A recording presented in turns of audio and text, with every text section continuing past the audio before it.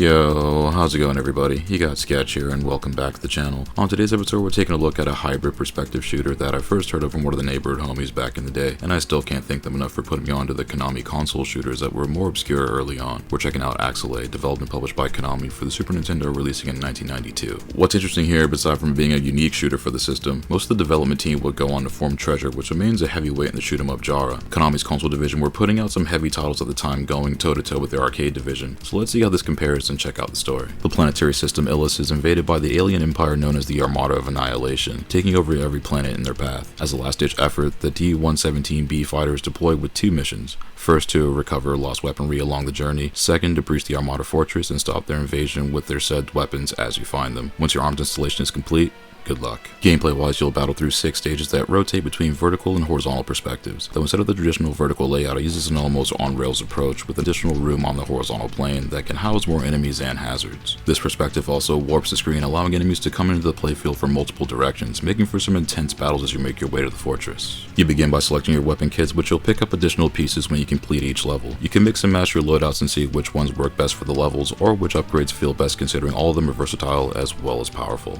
You can cycle through your 3 upgrades on the fly during play, however taking a hit will knock out that pod until you're downed. You can be hit up to 3 times before exploding, but only once if you collide with a hazard, so agility is a must. Your arsenal will have a familiar feel to Gradius with ground, air, and multi-directional shot patterns, and you'll want to be comfortable with all of them. Considering the game switches perspectives each stage, attack patterns follow suit in their respective dimensions. If you get knocked down to your last line of defense, it's decent enough to get you through some enemies, but mobs and a lot of environmental hazards can bring you down quickly. Once losing a craft, you'll have a few reserves, but once those are smoked, it's game over and back to the beginning of the stage. There's also limited continues, so once all those are gone, it's a wrap and back to the title screen. The stages are pretty intricate with a lot of moving parts like the mountains and aerial maze structures, to the fiery lava and eventual Armada fortress itself, which is an endurance test. Your ship is also fairly nimble with its relatively generous hitbox, so with your wits and your weapons, you're never really ill-equipped. Boss fights are also pretty killer here, with a couple that feel like homage to the Life Force in Gradius 3 with its Fire Dragon and Molten Giant encounter. The side-scrolling boss encounters are also sick here with a mechanical walker and the final battle, both of which are engrossing as well as challenging. Pattern recognition, bullet hurting, and dodging are all important pieces of the puzzle with encounters, and getting through certain stage hazards like bay doors. There's a lot on this planet that wants to clap you up, but also you've got an arsenal that can demolish solar systems. Graphics wise is where Axelay shines, utilizing its perspective flipping between vertical and horizontal levels. The horizontal stages are beautifully detailed with layers of parallax scrolling, and these levels look awesome. The vertical stages use the Mode 7 graphical trick to skew the viewpoint, making it look as if it's going into the vanishing point on the screen. This feels very akin to still feed, which used a similar technique sans pre-rendered video backgrounds. The visuals are a big part of the presentation here, along with its intro cutscene telling the story of the alien invasion.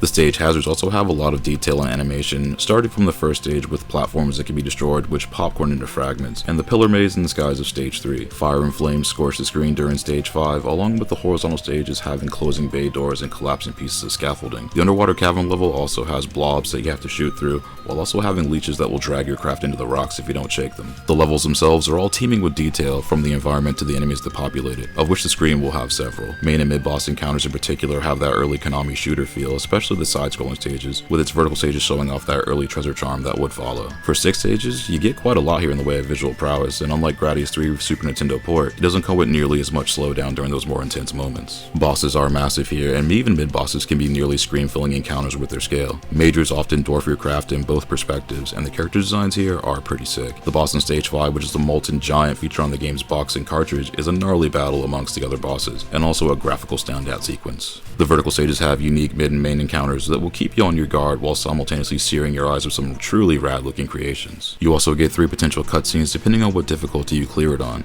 It also adds a bit more cinematic after the last encounter on each run. Once clearing the hard mode, a teaser for a sequel can be seen, but that never made it to production before the team split to form Treasure. The ending cutscene itself is pretty sick, much like the introduction, so going through the game a couple times does have its incentives. Sound-wise, this game slaps with a banging soundtrack capturing a variety of vibes through its 6-stage run. Composer Taro Kudo unleashes a bevy of belters, keeping the energy high as you cut through the alien ranks. This one is a solid use of the instrumentation for the Super Nintendo, and a really groovy soundtrack at that. The tunes for stages 3, 5, and 6 slap particularly hard, and will likely get stuck in your head. Sound effects are also nice and punchy here with all the trimmings from crisp audio to voice synth. This pulls a good bit of the Super Nintendo sound hardware and houses some beefed up audio from start to finish. Smaller smaller explosions have that similar sound of Contra 3, while the big ones have a nearly seismic crunch, which are satisfying when defeating those main bosses. The audio design here is one of my favorites on the system, since on the sound front, it's very well rounded. In closing, Axelay is a great shoot 'em up for the Super Nintendo and one of my personal favorites. It's got a lot going for it and not too much in the way of shortcomings besides the length of the game only being 6 stages. If you can get through the game without using a continue, the runs take about a half hour, though the experience is one of the highlights for the Super Nintendo shooter catalog. Despite its length, it's got a lot to like, from its incredible art style to its stellar soundtrack, and this is a fairly challenging game, but it is generous with its instant respawns and hit points at the cost of weapon pods. It'll take a few tries to get through for most players, but its fun factor and visuals will keep you locked in for a while. For shooter fans, this one is a must play, and for action adventure fans, this is a solid pick as well.